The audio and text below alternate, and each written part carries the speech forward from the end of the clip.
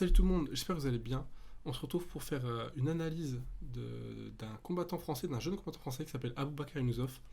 Enfin, plutôt une analyse de son dernier KO à Res 17 sur Mustafa Ida. C'était le main event d'Ares 17, c'était pour le titre intérimaire Bantamweight d'Ares. Normalement c'était le co-main event, mais comme il y a un problème avec le main event, c'est passé en main event. Le combat était plutôt attendu, ça n'a pas déçu du tout, et surtout, il y a eu un énorme KO dans le deuxième round. Et dans cette vidéo, j'essaie de vous montrer les différentes séquences qui montrent, on va dire, précisément comment le KO a été amené, même si c'est pas forcément un coup qui est, on va dire, pensé exactement pour le KO. Le coup a été amené d'une certaine manière par Aboubakar Younousof, et du coup, on va parler de ça dans cette vidéo. Bon, déjà, la première chose dont il faut parler, c'est que le game plan, on va dire, la finalité du game plan d'Aboubakar Younousof, elle est assez simple. Son motif, c'est de faire en sorte que Mustafa Ida ait le dos contre la cage, donc de le faire reculer, de lui mettre le dos contre la cage, et ensuite d'utiliser sa lutte pour faciliter son striking, et son striking pour faciliter sa lutte. Bon, le game plan à la base est d'amener au sol, mais en amenant au sol, ça facilite le striking.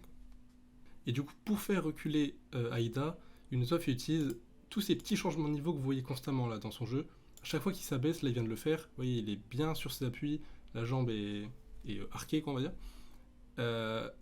Vraiment, c'est des petits détails simples, mais c'est ce qui lui permet d'être vraiment agressif dans son approche et de faire reculer Aida petit à petit contre la cage en feintant, en changeant de niveau constamment, en donnant l'impression qu'il peut descendre à tout moment ou attaquer en haut.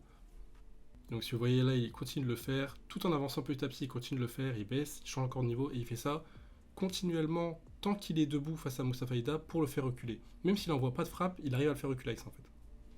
Et une fois qu'il a mis Mustafa Ida dos contre la cage, en tout cas proche de la cage, il va. Bon, la première amenée au sol qu'il fait, il envoie un front kick, d'ailleurs il le drillait à l'échauffement, il y avait la vidéo de son échauffement, il le drillait, donc je pense que c'était préparé tout simplement. Mais d'ailleurs c'est quelque chose que Jelton Almeida utilise aussi, c'est-à-dire envoyer un front kick pour faire lever les mains, aussi relever la posture d'adversaire et ensuite descendre dans les jambes.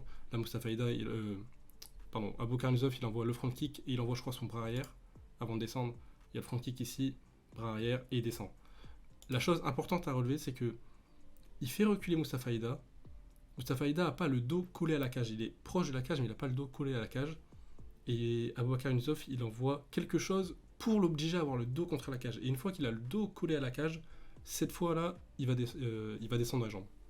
C'est un petit détail, mais vous allez voir que c'est important après, au moment du KO, parce que le front kick, il est là pour faciliter le grappling, mais il est surtout là pour obliger Mustafa Ida à avoir le dos collé à la cage vraiment.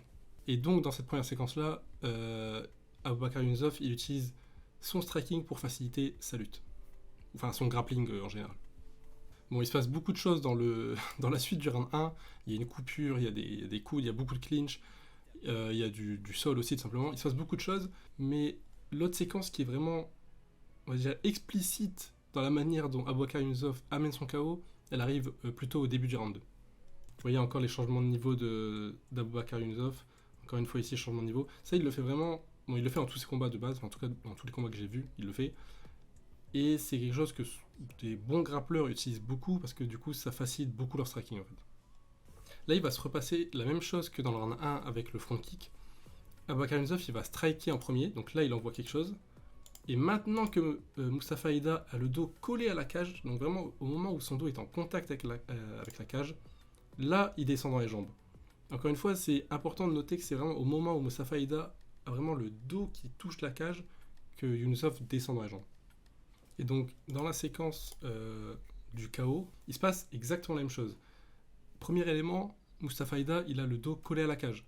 La pression d'Abou l'a fait reculer, il a le dos contre la cage. Deuxième chose, là on le voit vraiment bien, Abou il change de niveau. C'est-à-dire qu'il fait comme dans le premier round, au début du premier round et au début du deuxième round, il fait en sorte qu'il ait le dos contre la cage, et une fois qu'il a le dos contre la cage, il change de niveau. Donc il se met bien sur ses appuis, il descend, il monte vraiment, on voit vraiment son corps est très bas par rapport au corps de Mustafa Ida.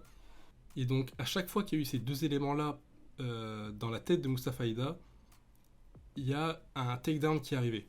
Au début du premier round, il y a un front kick, il a le dos contre la cage, et une fois qu'il a le dos contre la cage, Younousof descend dans ses jambes. Au début du deuxième round, il y a un bras droit, une sorte d'overhand, son dos se colle contre la cage, et dès qu'il y a le dos contre la cage, Yunusov descend dans ses jambes. Et là, il se passe la même chose, sauf que cette fois-ci, il y a le changement de niveau, mais Yunusov ne descend pas dans les jambes, il remonte avec un coude, boum. Et je vais vous montrer le ralenti juste après, les mains de Mustafa Aida, elles descendent pour défendre le takedown. Vous allez bien le voir là. Il y a le changement de niveau ici. Et regardez la main droite de Mustafa Aida, bon, elle était plus vers ici, elle descend pour pouvoir défendre l'amener au sol. Sauf qu'au final, c'est un coude qui remonte à la tête, il n'a pas le temps de réajuster, il se prend le coude dans le menton et c'est KO. Et encore, on peut bien le voir, la main, à quel point elle descend, elle passe vraiment du menton à ici, quoi.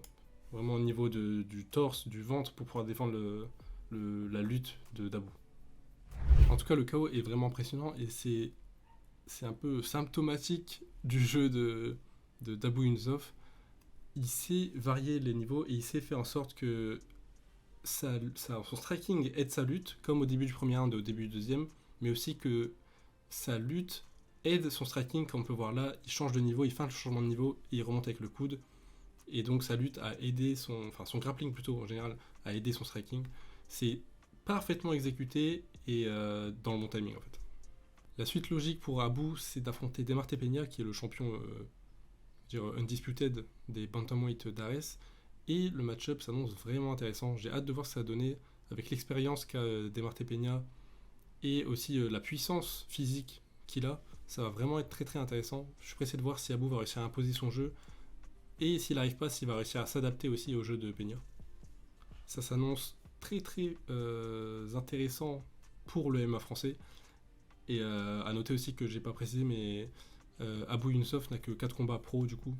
Il est en 4-0, ce qui est vraiment terrifiant. En tout cas, j'espère que la vidéo vous aura plu. Je vous dis à la semaine prochaine pour... En fait, j'ai la semaine prochaine, mais je sais même pas si je vais sortir une vidéo la semaine prochaine, mais en tout cas, normalement je vais sortir quelque chose. Je vous souhaite une bonne fin de week-end, ou une bonne semaine si vous commencez la semaine d'ailleurs. Et à la prochaine, bisous.